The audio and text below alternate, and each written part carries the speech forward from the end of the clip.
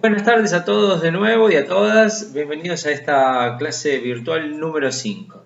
El tema que nos toca hoy en día para trabajar es el texto de Erich Hobsbawm que se llama La Revolución Mundial. Más específicamente, este texto va a hablar de la Revolución Rusa. Obviamente estamos hablando de uno de los hechos más importantes que ha tenido el siglo XX junto con la Primera Guerra Mundial. Es decir, que tanto a la Primera Guerra Mundial como a la Revolución Rusa se los marcan como los dos hechos históricos más importantes que ha tenido el siglo XX por las repercusiones que genera. Estamos hablando, recuerden que hace poco, hace nada más que 4 días, se ha conmemorado los 100 años de la Revolución Rusa, es decir, que todavía es un evento que se recuerda, que se memoriza, que tiene influencia en determinados sectores, grupos, partidos políticos, es decir, que es un tema que no se acaba.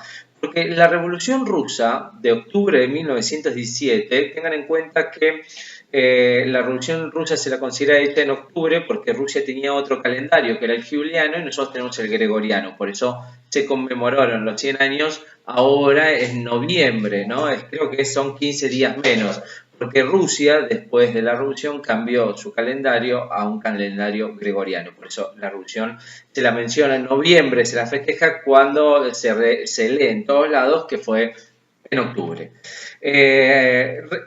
Tengamos algo presente, la Revolución Rusa es un hecho tremendamente importante, porque por primera vez en un país, es decir, y además en una potencia mundial, triunfaba, es decir, se hacía cargo del Estado a través de un proceso revolucionario un partido de izquierda, en este caso los bolcheviques, como se lo conocía al partido de Lenin, Stalin y Trotsky, es decir, un partido de orientación comunista que llega por primera vez a la dirección de un país. No estamos hablando de un país cualquiera, estamos hablando de uno de los países que al principio del siglo XX, el momento que se produce la revolución, es el país más extenso del mundo y uno de los más poblados del mundo, así con una capacidad industrial y productiva tremendamente importante. No al grado de los países desarrollados, pero sí con una influencia muy importante. Entonces, el proceso revolucionario que ocurre va a tener una influencia sobre todo el siglo XX. Recordemos que en muchos libros se considera que el siglo XX termina cuando cae la Unión Soviética, es decir, cuando termina este proceso revolucionario que empezó en el 17 y llega hasta el año 91. Recuerden que la Unión Soviética se disuelve en el año 91, en el año 89 es el año simbólico donde cae el muro de Berlín. Vamos a hablar, el libro de Hobsbawm tiene algunas complejidades porque no explica detalladamente y descriptivamente el proceso revolucionario. Hay varias cuestiones a tener en cuenta como modo de anticiparse a lo que el texto le va a tratar de hablar, lo que le va a tratar de contar. Hobsbawm va a tratar de hacer un análisis de la importancia de esa revolución y de los hechos que la llevaron. Principalmente va a analizar el año 17, obviamente.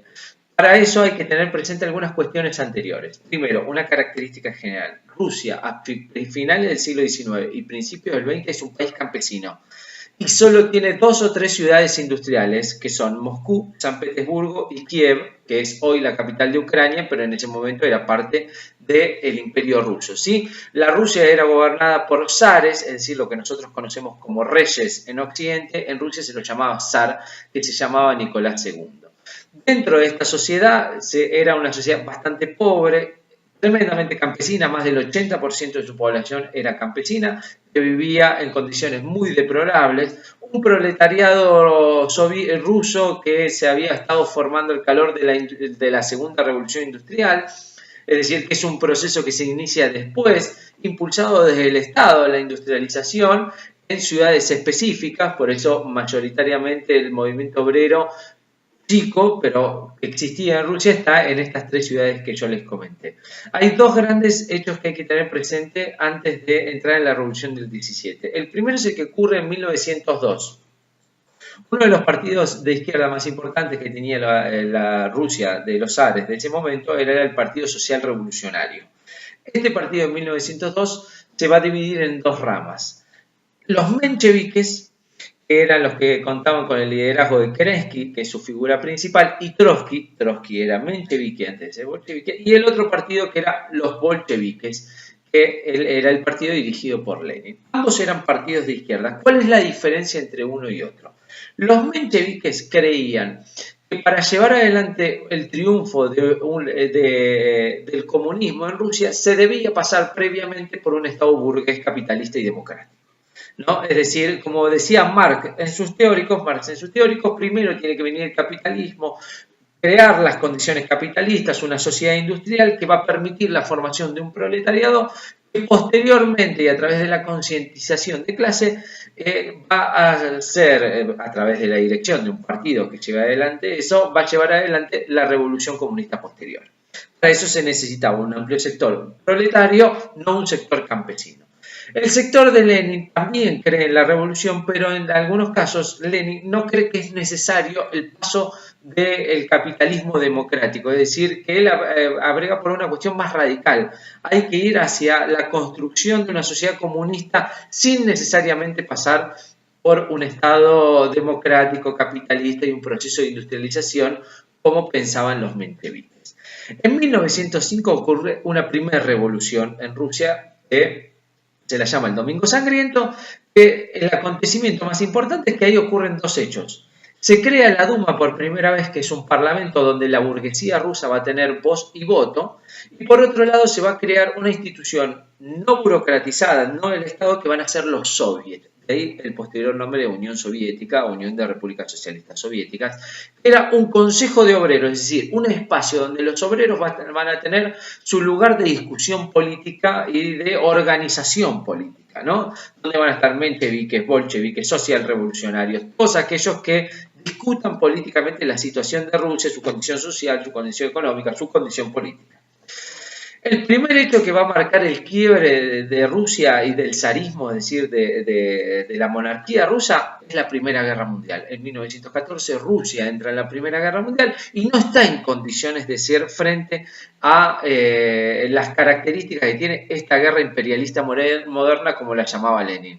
Por lo que la condición social de Rusia durante la guerra entre el 14 y el 17 se va a ir deteriorando de una manera bestial, a tal punto que para el año 17 la gente casi vive en la miseria, las derrotas militares son una tras de otra, es decir, que no hay un éxito ni en lo militar y al mismo tiempo el pueblo ruso sufre las condiciones de esa guerra que no va para ningún lado.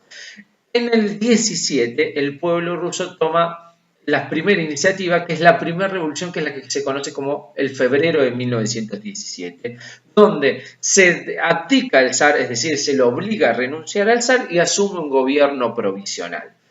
Parte del texto de Hoffman lo que va a tratar es el análisis de la llegada al poder de este gobierno provisional, quién lo va a manejar, qué va a ocurrir, y los hechos que van a ir llevando a la posterior